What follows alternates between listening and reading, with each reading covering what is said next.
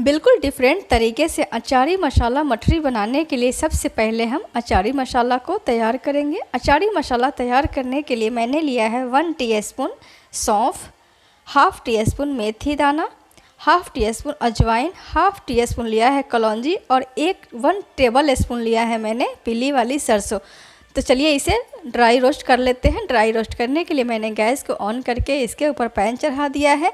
मैं इन सभी मसालों को एक ही साथ में डालकर मीडियम फ्लेम के ऊपर हल्का सा सुगंध आने तक इसे भूनकर रेडी कर लेती हूँ। मसाला बिल्कुल अच्छी तरीके से भूनकर रेडी हो चुका है। तो चलिए अब गैस के फ्लेम को कर देते हैं ऑफ और इसे हम ठंडा होने देते हैं। ठंडा होने के बाद इसका फाइन पाउडर बनाकर रेडी कर लेंगे।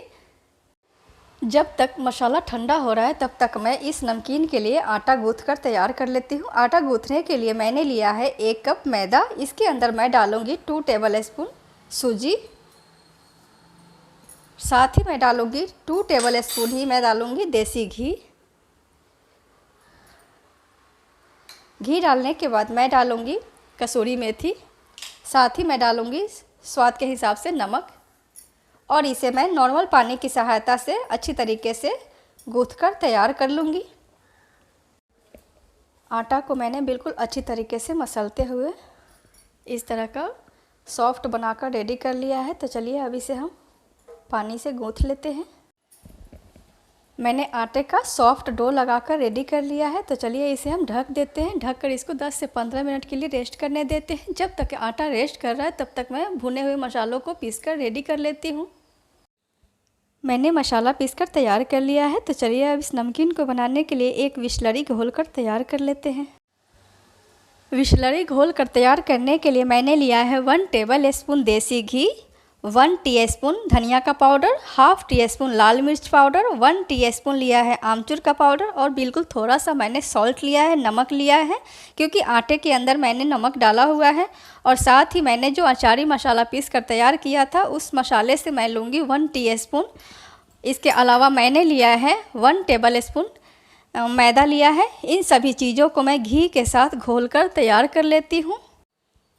मैंने बिस्लरी को बिल्कुल अच्छी तरीके से घोल कर रेडी कर लिया है। तो चलिए अब नमकीन बनाना शुरू करते हैं। मठरी बनाने के लिए मैंने आटे का छोटा सा पेड़ा बनाकर रेडी कर लिया है। अब मैं इसका एक पूरी बेलकर तैयार कर लेती हूँ। मैंने पूरी बेलकर रेडी कर लिया है। अब मैं इसके ऊपर डालूँगी बिस्लरी को। बिस्लरी को मैंने बिल्कुल अच्छी तरीके से चारों तरफ फैला दिया हुआ है। अब मैं इसे फ़ोल्ड कर दूँगी।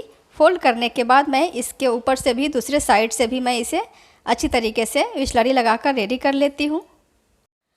दूसरी तरफ भी बिस्लरी लगाने के बाद मैं इसे अगेन दोबारा से मैं इसे फ़ोल्ड करूँगी और इसको मैं हल्के हाथों से बेलन से बेलकर तैयार कर लूँगी।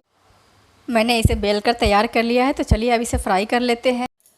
फ्राई करने के लिए मैंने यहाँ तेल को गरम करके रेडी कर लिया है। तो चलिए हम एक एक करके सभी मठरी को डाल देते हैं और इसे दोनों साइड से गोल्डन ब्राउन होने तक फ्राई करके रेडी कर लेते हैं।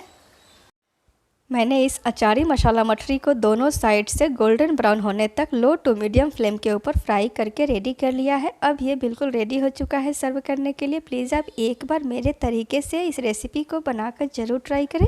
मुझे पूरा विश्वास है आपको ये रेसिपी बहुत ज़्यादा पसंद आएगी।